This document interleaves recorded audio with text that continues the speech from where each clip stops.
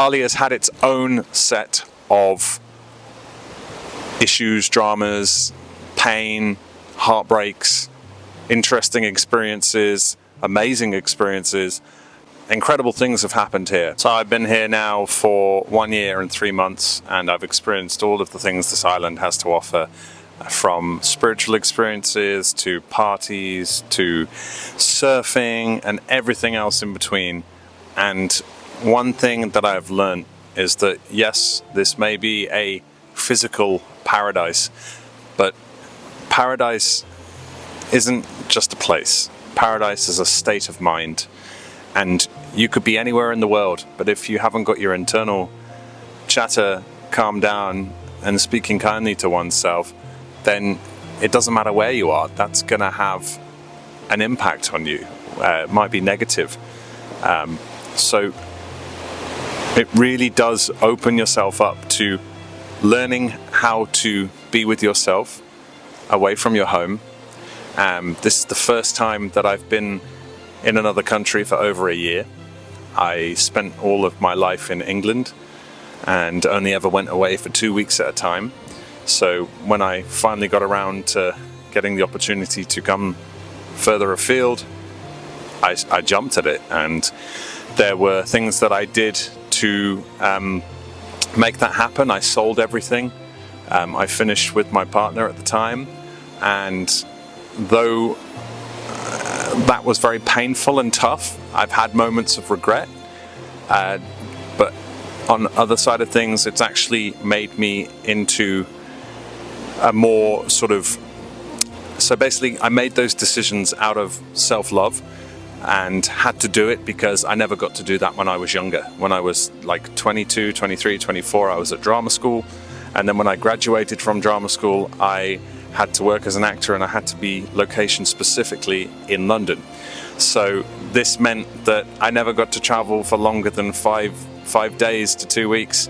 And they always say that if you want to get a job in acting, then book a holiday, because that's when you're guaranteed to have the agent call up and have you go into an audition.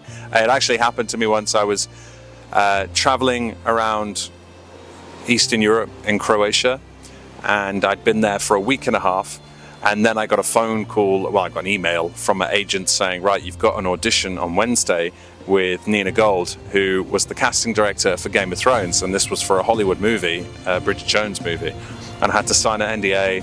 I had one line, and I said, okay, right, I'm going to fly back the next day. So I went. And so whenever there was any time for me to like just shut off and not be involved in the acting world, because that world, you're always switched on. There's no off switch. It's always on. I carried on and stayed back in London. And it was only in COVID that I had to move home.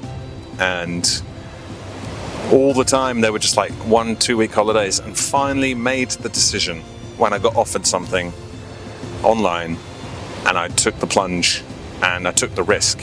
Risk taking is the most important thing that you can do as a man, because that is how you get ahead, is taking risks. And if you don't try things, then there's no way of seeing how far you can go with anything. So being able to take a risk is a very masculine trait. Obviously women can do it as well, but I'm a man, so I'm not speaking from a female point of view. And women do take a lot of risks, but in other ways. So for me, I was living in a spare room of a family member for a year and a half. And that started to take a massive toll on my self-esteem and my ability to not provide my own accommodation for myself. Or I got the fear of not being able to pay the rent. London was very tough. So for a long time I saved, and that did me well, because later on down the line I made the sacrifice of my own place. I made the sacrifice of having my own time and freedom around where I was going to be, and then in the future that happened, and that's how I ended up here in paradise. Right now I feel like I've gone through a major transformation and change in the last year and a half. I have created a different body composition and transformed my body through training and food. Nutrition has been a massive part of my journey here in Bali. Before I came here, I was still suffering with an eating disorder, and I feel like I've kicked that now. I've realized why I do it, I got to the bottom of it, and how to not do that. And I stopped training a certain way. When I got here, I changed the way that I train. I used a more bodybuilding style of training rather than a functional fitness, like CrossFit style of training. So that's changed my body. I've grown more muscle. I put 6 kilograms on in the last year, and I've become more consistent. I can train 4 to 5 times a week. There are lifts that weren't as strong before, and they are now. They're much stronger. I've developed a new set of muscles that I didn't have before because I neglected parts of my training, because I just didn't do those kind of exercises, my chest specifically. And there are family members, and my ex-partner came out to visit me here, and they told me that my whole facial structure and shape had changed, and they told me that I seemed more like a man, that I had become more masculine. And a lot of people say that this island is rather feminine in its energy. And there's a lot of beauty here. There's a lot of things that could suggest that. The spirituality side of things could, and the flowing sort of energy that is here is very feminine. But within that, I found my place as a man. I feel more like a man. There's a lot of very beautiful things here. And to be surrounded by those beautiful things, it feels like that props you up as a man. Makes you feel more masculine, allows you to appreciate them.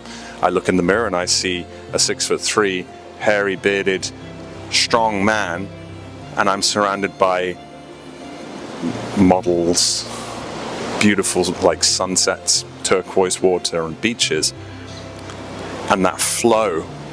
And I've found myself caught up in that flow, in the flow of the party, in the flow of the social scene, the flow of life here that takes you and makes you go super fast. I've had bike crashes because I was going too quick. I was going to everything. I wanted to be involved in everything. I wanted to be in every social situation. I wanted to shake everyone's hand. I wanted to say hello to everyone.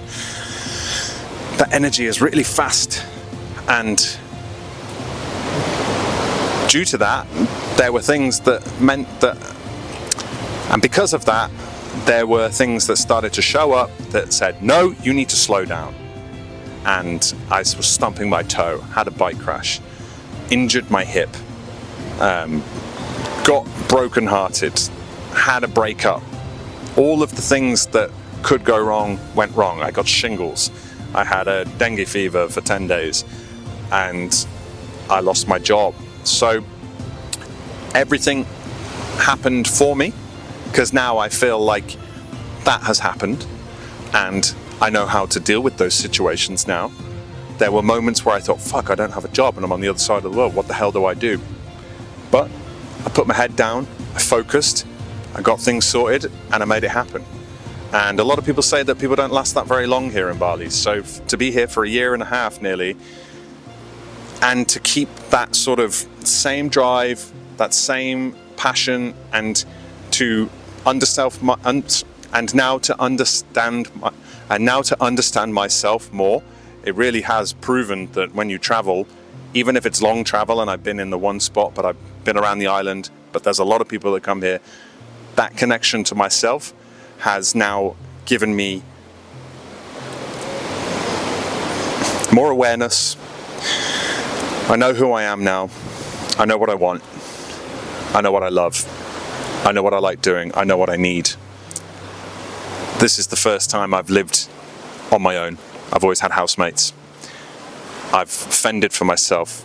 I've networked. I've put myself in situations that were considered uncomfortable. And it has really made for massive positive growth.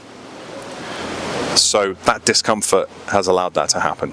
If you like what you heard during this video, don't forget to subscribe and support the channel. And if you have any questions, leave them in the comments section below. I'm more than happy to answer them about what it's like being in Bali, the different types of accommodation, visas, etc., how to get here, what are the best things to do here.